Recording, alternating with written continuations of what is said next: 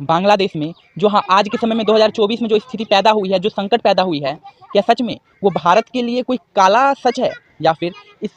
कांड के पीछे मकसद ही कुछ और है। नमस्कार, मैं भारत का एक भारतीय युवा हूं और मैं आप इस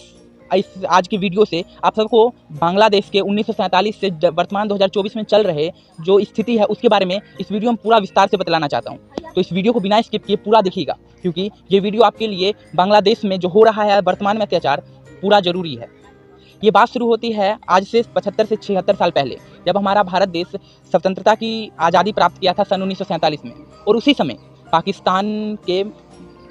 तो उस समय नहीं था, किंतु हमारे भारत में ही रहते हुए मोहम्मद जिन्ना ने अपने पाकिस्तान मुल्क को बनाने के लिए स्वार्थ के कारण मांग कर दिया था, क्योंकि उसमें सत्ता की लोभ पैदा हुई थी। और उसी लोभ का भारत का 2 टुकड़ा करके एक पाकिस्तान मुल्क बना दिया था। पाकिस्तान 2 भागों में विभाजित था, एक पूर्वी पाकिस्तान जो वर्तमान का बांग्लादेश है और एक पश्चिमी पाकिस्तान जो वर्तमान का पाकिस्तान है। लेकिन जब भारत से दोनों पाकिस्तान अलग हो गए थे तो जो पूर्वी पाकिस्तान था उस पर पश्चिमी पाकिस्तान वाले बहुत अत्याचार करते थे, वहाँ पर उनका शोषण करना शुरू कर दिए थे। इसके पश्चात वहाँ पर जब हालातें बिगड़ने लगी तो भारत ने बांग्लादेश का पूर्ण रूप से मदद करना शुरू किया और तब 1971 में बांग्लादेश को पश्चिमी पाकिस्तानियों से स्वतंत्र करवाया। इसके पश्चात जिन क्रांतिकारियों ने बांग्लादेश से अपने देश को रिहा करवाने के लिए, अपने देश को स्वतंत्रता के लिए इस आंदोलन में शामिल हुए थे, वही क्रांतिकारी, वही आंदोलनकारी अपने सत्ता के लिए, जब बांग्लादेश स्वतंत्र हुआ तो वो अपने सत्ता के लिए बांग्लादेश में एक अलग पार्टी बना दी और संविधान में संशोधन कर दिया था। अपने स्वतंत्रता के पश्चात यहाँ की सत्ता अपने हाथों में संभाला था।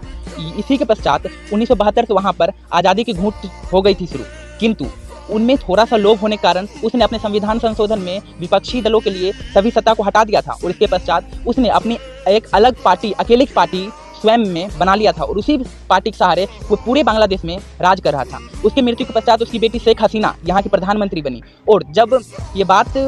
उसने जब अपने पिता से पूछा था तो उसके पिता ने ये कहा था कि मैंने यहाँ पर संविधान में संशोधन करके यहाँ पर जो क्रांतिकारी आंदोलनकारी व्यक्ति थे स्वतंत्रता के समय, उनको यहाँ पर सभी कार्यों में 30% छूट दिया था। हर आरक्षण में उनको 30% का आरक्षण दिया था, किंतु वहाँ पर जो अल्पसंख्यक लोग थे उनको सिर्फ 5% का आरक्षण दिया गया था। इस कारण से वहाँ पर भी यहाँ का विरोध होना शुरू हो गया था। लेकिन 2018 में जब ये बात बहुत अधिक बांग्लादेश में फैल गई थी और लोगों ने अधिक विरोध करना शुरू कर दिया था, तो बांग्लादेश का उच्च न्यायालय ने ये कार्रवाई सुनाते हुए इस 30% आरक्षण को बंद कर दिया। यहाँ पर आंदोलन होना शुरू हो गए थे, किंतु उसी 2018 में बंद हुआ और कुछ ही महीनों के बाद दिसंबर-नवंबर के बीच में पुनः से 30% आरक्षण को शुरू कर दिया था। इसके पश्चात यहाँ पर फिर से आंदोलन होना शुरू हो गया था 2018 से, किंतु जब कोविड-19 आया भारत में और पूरे विश्व में इसका तहलका मचा था, तो उस समय पूरे देश में लॉकडाउन लगा था और वहाँ पर पुनः से आंदोलन बंद हो गया था। किंतु जब कोविड-19 का लॉकडाउन हटा तो इसके पश्चात फिर से बांग्लादेश के लोगों ने इस 30% आरक्षण का विरोध करना शुरू कर दिए थे और वही परिणाम आज इतना भयंकर रूप ले लिया है कि लाखों लोग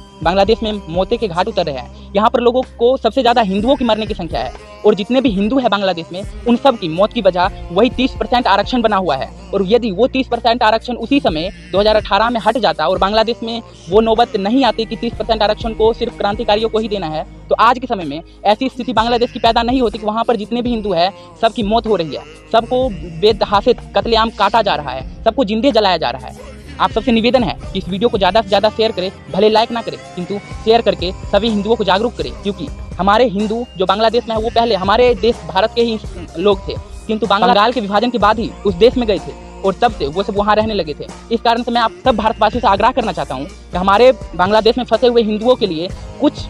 सहयोग कर दीजिए, ताकि जो बांग्लादेश में फंसे हुए हिंदू हैं उनको भारत सरकार वहाँ से लाने के लिए भारत के द्वार को खोल दे। धन्यवाद।